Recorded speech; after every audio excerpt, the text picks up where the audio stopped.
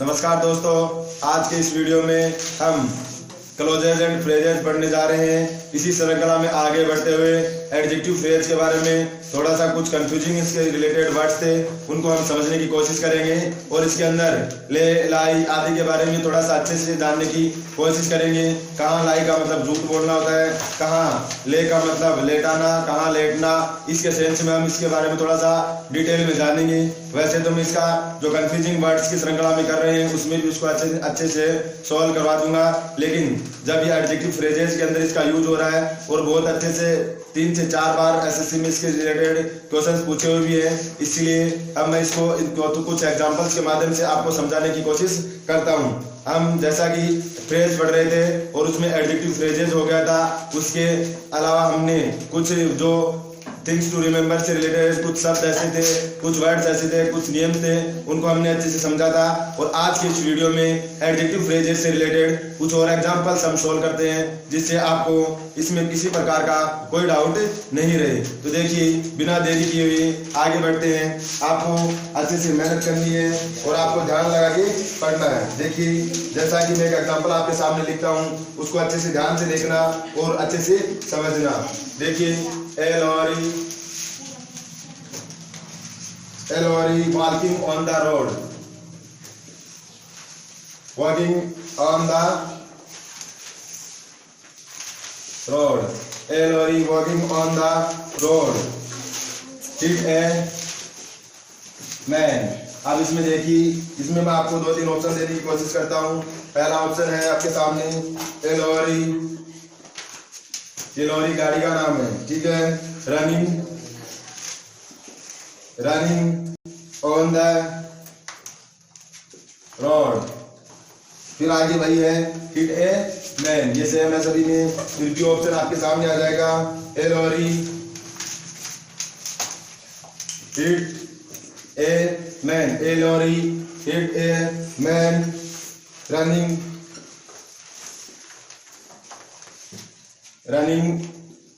On the road. फिर next देखिए, C option आपके सामने है a lorry hit a man walking on the road. तीनों ऑप्शन आपके सामने है और उनको अच्छे से देखना है, एनालिसिस करना है और फिर इसका आंसर आपको करना है। इसके अंदर जो चेंज कहाँ पे करना है, वॉकिंग ऑन द रोड, इसकी जगह आपको फिट करना है ए लॉरी और ए लॉरी, ये सभी में क्या है, कॉमन है, ठीक है। इस एग्जांपल को आप अच्छे से देखिए और इसको फिर समझने की कोशिश कीजिए। A lorry walking on the road hit a man, इसका मतलब क्या हुआ आप समझ रहे हो।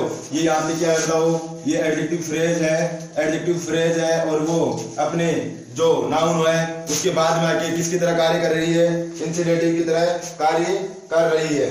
फिर बाद में नेक्स्ट देखिए, जैसा कि यहाँ पे फिर आगे वाले में ये रनिंग ऑन द रोड, इसका मतलब यहाँ पे दो रनिंग, यहाँ पे दौड़ना है। फिर बाद में देखिए hit a man running on the road और दूसरे वाले में क्या दे रखा है, lorry hit a man walking on the road. देखिए, पहली बात तो आप इसमें सेंस क्या करना है, यहाँ पे दौड़ कौन रहा है और चल कौन रहा है, इसके अंदर आपको थोड़ा सा डिफरेंस समझने की कोशिश करना है। इसी से रिलेटेड इसके अंदर क्वेश्चन है, क्या है कि इसमें दौड़ेगी कौन, कार, जो लॉरी है वो तो दौड़ेगी और जो मैन है वो क्या कर रहा है, चल रहा है। इसी बेस पे इसको क्या बनाया गया है। तो इसमें देखिए, जो फ्रेज है उसको किसके पास रख रहा है, बताइए तो सही, किसके पास रखना है। जो ये फ्रेज है इसका अंदर हिट किसको किया गया, बताओ तो सही।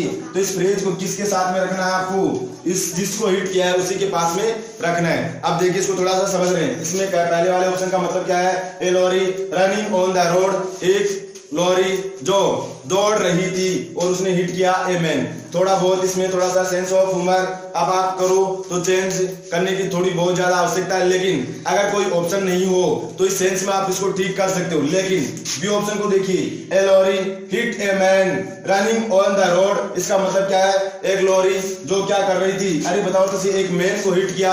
और कौन से मैन को हिट किया, जो क्या कर रहा था, रोड पे दौड़ रहा था। अरे मेरे को ये बताइए तो सही, आदमी दौड़ रहा था और ये लॉरी क्या कर रही थी, खड़ी थी और फिर भी उसने उसको क्या कर दिया, हिट कर दिया। अरे दौड़ाना किसको है, गाड़ी को दौड़ाना है कि नहीं दौड़ाना, तो दौड़ने का सेंस किसके साथ आना चाहिए, गाड़ी के साथ में, लॉरी के साथ में आना चाहिए। लेकिन देखिए a lorry hit a man. अब देखिए इधर इसका क्लोज बनाइए, who is walking on the road, who was walking on the road, इसका मतलब वह आदमी जो रोड पे दौड़ रहा था उसको क्या कर दिया, हिट कर दिया। इसमें देखो, इसमें सेंस क्या है, इधर देखो तो इसको, ये जो फ्रेज आया है ये किसके लिए आया है, वो अपने इंसिडेंट के रूप में अपने नाउन को कहां लेता है, अपने से जस्ट पहले लेता है कि नहीं लेता, अरे बताइए तो सही, क्योंकि इसी के लिए आया। अब यहाँ पे ए मैन के लिए क्या है, ये फ्रेज आया है, तो जो ये फ्रेज है इसको किसके साथ में रखेंगे, मैन के साथ में रखेंगे, मैन को आगे नहीं रखेंगे। तो पहले वाला इस सेंस में गलत हो जाएगा, दूसरे वाले का तो सेंस ऑफ ह्यूमर ही गलत है, क्या है, दूसरे वाले का तो सेंस ही गायब है, क्योंकि दूसरे वाले में क्या है, जो लॉरी है वो खड़ी है और फिर भी किसको हिट कर रही है, बताओ तो सही, किसको हिट कर रही है, पर्सन को हिट कर रही है। लेकिन थर्ड वाले ऑप्शन में देखिए, a lorry hit a man, एक लॉरी ने हिट किया किसको, एक पर्सन को, और कौन से पर्सन को, वॉकिंग ऑन द रोड, जो रोड पे क्या कर रहा था, वॉक कर रहा था, चल रहा था, उसको क्या कर दिया, एक लॉरी ने क्या कर दिया, हिट कर दिया, किसी गाड़ी ने उसको क्या कर दिया, हिट कर दिया। अब आपको समझ में नहीं आ रहा कि वॉकिंग ऑन द रोड कहां से आ गया, ये walking on the road, who was walking से उसको हु को हटाया और फिर वाज को हटा दिया और उससे क्या बना दिया मैंने, डायरेक्ट क्या बना दिया, फ्रेज बना दिया। क्लोज को फ्रेज में चेंज किया तो WH वर्ड और क्या हटाते हैं, टेंस को हटा देते हैं, तो क्या बन जाता है, फ्रेज बन जाता है। WH वर्ड और टेंस को हटाने से क्या बन जाता है, वो फ्रेज बन जाता है। तो इसमें कौन सा ऑप्शन सही हो जाएगा, इसका सी ऑप्शन एकदम से राइट हो जाएगा। देखिए हम थोड़ा सा और आगे बढ़ते हैं, अब इसके अंदर थोड़ा सा और अच्छे से समझिए इसको। अगर किसी को इसमें फिर भी कंफ्यूजन हो रहा है तो इस वीडियो को 2-3 बार आप रिवाइज करना, जिससे आपको अच्छे से समझ में आएगा। लेकिन अगर कोई रेगुलर कोई क्लास ले रहा है तो उसको किसी प्रकार की मेरे हिसाब से कोई प्रॉब्लम नहीं होने वाली, क्योंकि अगर वो हमेशा देख रहा है तो उसको समझ में आ रहा है कहाँ एडजेक्टिव फ्रेज आता है, कहाँ क्लोज आता है। इसलिए मैं बार बार बोलता हूँ, मैक्सिमम टाइम इसको क्या कीजिए, रिवाइज कीजिए, जिससे आपको इसमें कोई कंफ्यूजन ना हो। अब देखिए थोड़ा सा हम इसको समझते हैं। पहले तो एक आपके सामने है लाई ट्रांजिटिव वर्ब, फिर एक आपके सामने है लाई, और वो भी क्या है, एक लाई है ट्रांजिटिव, एक इंट्रांजिटिव, दूसरा क्या है ट्रांजिटिव वर्ब है, और तीसरा क्या है, एक है ले, इसका मतलब भी क्या है, ट्रांजिटिव वर्ब है। देखिए एक लाई अगर इंट्रांजिटिव है इसका मतलब क्या होता है, लेटना, और दूसरा अगर ट्रांजिटिव वर्ब है तो इसका मतलब क्या होता है, झूठ बोलना, और तीसरा अगर ले है तो ले का मतलब क्या होता है, बिछाना होता है, बेड बिछाना। ले द कारपेट तो सुना होगा, बिछाना, किसी वस्तु को, किसी भी वस्तु मान लीजिए किसी प्लेट आदि किसी के सेंस के अंदर आप कर रहे हो तो उसका क्या हो जाएगा, बिछाना हो जाएगा। अब लाइक जो लेटना है उसका सेकंड फॉर्म ले होता है। देखिए एक ले वर्ब की फर्स्ट है, दूसरा वाला ले क्या बन रहा है, सेकंड फॉर्म, और इसका जो थर्ड फॉर्म क्या बन जाएगा, लेन बन जाएगा। फिर नेक्स्ट देखिए जो लाई झूठ बोलने वाला है इसका सेकंड क्या होगा, लाई, और इसका थर्ड फॉर्म क्या हो जाएगा, लाई। फिर थर्ड फॉर्म देखिए, तीसरा देखिए जो ले बिछाने वाला है उसका थर्ड फॉर्म क्या होता है, लेट सेकंड होता है, और थर्ड भी क्या होता है, लेट होता है। इन तीनों में डिफरेंस को अच्छे से समझ लीजिए, बार बार एग्जाम में इससे रिलेटेड क्वेश्चन आता है। मैं इससे रिलेटेड आपको एक एग्जाम्पल करवाता हूँ जिससे आप अच्छे से समझ पाओ। देखिए I found your pen, I found your pen lying on the floor.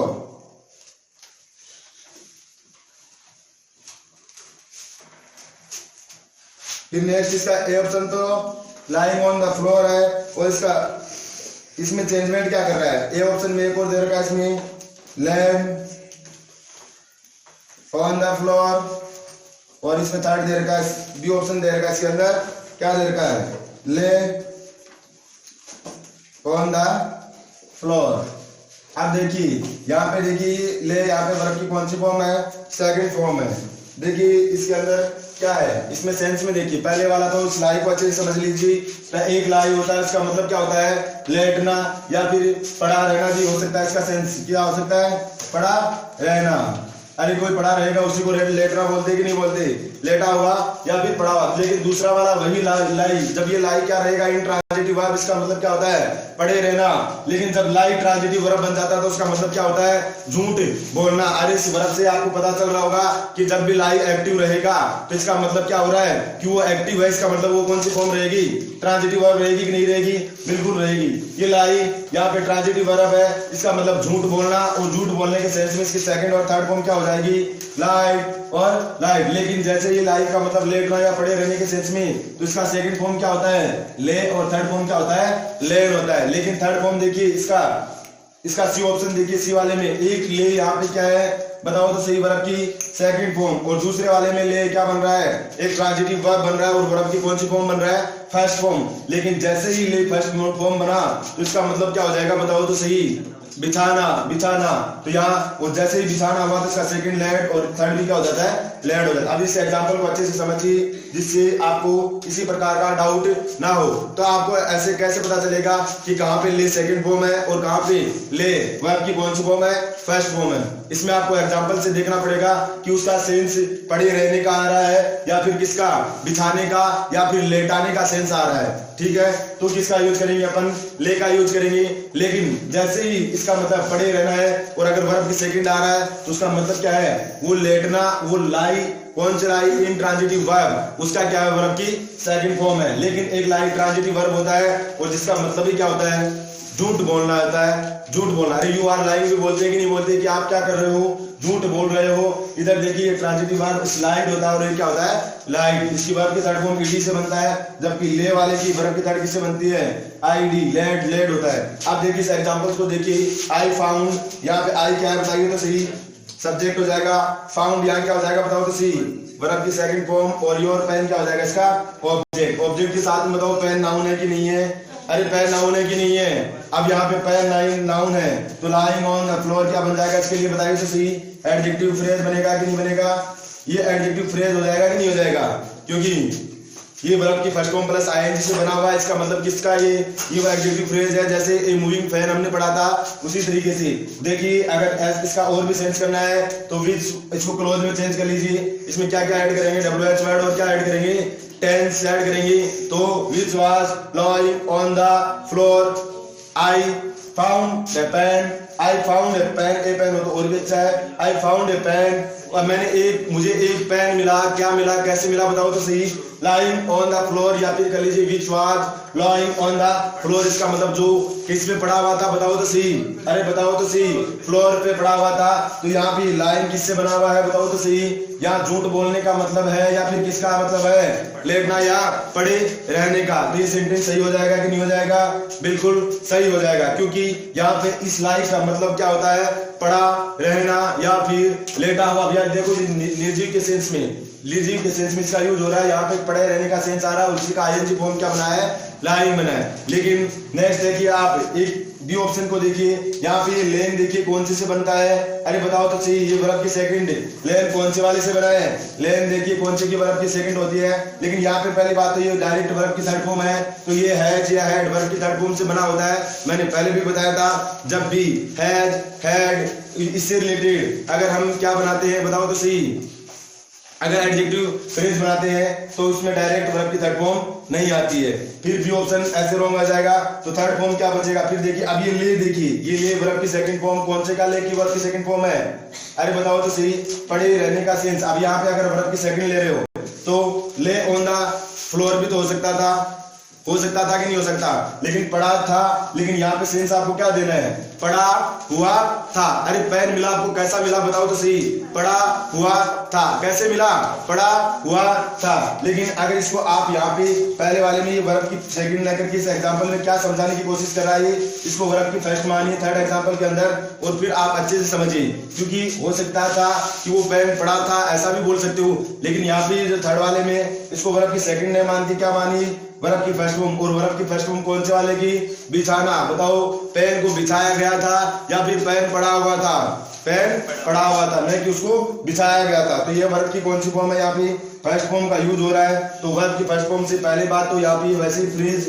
नहीं है। दूसरी बात रही, यहाँ अगर फ्रेज भी नहीं है, अगर ये वर्ब की फर्स्ट फॉर्म है, इसका मतलब यहाँ ले का मतलब क्या है बताइए तो सही, बिछाना। और यहाँ पे अपन को सेंस किसका देना है बताओ तो सही, अरे किसका सेंस देना है? पड़े रहने का सेंस देना है। लेकिन ले द कारपेट होता है, वहां पे ले का मतलब क्या होता है? बिछाना होता है। कारपेट को बिछा सकते कि नहीं बिछा सकते बताओ तो सही। अरे पर्सन लाई, अब पर्सन लाई के सेंस में वहां पे वो लाई झूठ बोलना भी हो सकता है और उस लाई का मतलब क्या हो सकता है? पड़ा हुआ भी हो सकता है। तो दोनों सेंस में पर्सन के लिए तो दोनों सेंस में क्या हो जाएगा? ये सही हो जाएगा। तो दोनों सेंस में तो ए ऑप्शन भी और सी ऑप्शन भी पर्सन के लिए तो सही हो सकता है, क्योंकि पर्सन झूठ भी बोल सकता है और पर्सन पड़ा हुआ भी हो सकता है। अगर लेटा हुआ तो हो ही सकता है, तो लेटा हुआ भी हो सकता है। यहाँ पे देखिए अब हमने इसमें लाई ले और लाई को अच्छे से समझा। एक बार थोड़ा सा इसको एक बार फिर रिवाइज कर लेते हैं, क्योंकि ये ट्रिपल कंफ्यूजन है। ट्रिपल कंफ्यूजन कैसे है? एक में लाई लेटने का मतलब दे रहा है, दूसरे वाले वही लाई क्या बोल रहा है? झूठ बोल रहा है, और तीसरे वाले में इसी का सेकंड फॉर्म यहाँ पे आके फर्स्ट फॉर्म बन जाता है और उसका मतलब क्या हो जाता है? बिछाना। जैसे ही लाई का मतलब पड़ा हुआ, इसका मतलब क्या हो जाएगा? यहाँ पे लेटा हुआ भी हो सकता है और क्या हो सकता है? पड़ा हुआ भी हो सकता है। लेकिन जैसे ही नेक्स्ट हम लाई का मतलब झूठ बोलना, तो इसका मतलब क्या होगा? अरे ये लाई जैसे झूठ बोलना बना, तो ये देखिए इसकी सेकंड फॉर्म थर्ड फॉर्म, इन फॉर्म्स को अच्छे से ध्यान में रखना कि कौन से की सेकंड क्या होती है, कौन से की थर्ड फॉर्म क्या होती है, क्योंकि यही से क्वेश्चन ज्यादा उठ के आता है। वर्ब की फर्स्ट का इतना यूज नहीं करेगा, क्योंकि फर्स्ट जहाँ पे आ जाएगी तो वहां पे तो आप थोड़ा बहुत अनुमान लगा पाओगे, लेकिन कंफ्यूजन कहाँ होने वाला है? आगे जाके, क्योंकि आपको पता है ये ले सेकंड फॉर्म किसकी है, लेट किसकी है सेकंड फॉर्म, या फिर ये लाइड होता है, या फिर लेट होता है, ये किसकी सेकंड है किसकी थर्ड है, उसमें कंफ्यूजन होगा। और वहां पे आपको झूठ बोलने का सेंस करना था, वहां पे आप उसकी वर्ब की थर्ड फॉर्म क्या करिया होगी? लेन करिया होगी। वहां पड़े हुए का सेंस आ जाएगा, फिर लेट करिया होगी तो बिछाने का सेंस आ जाएगा।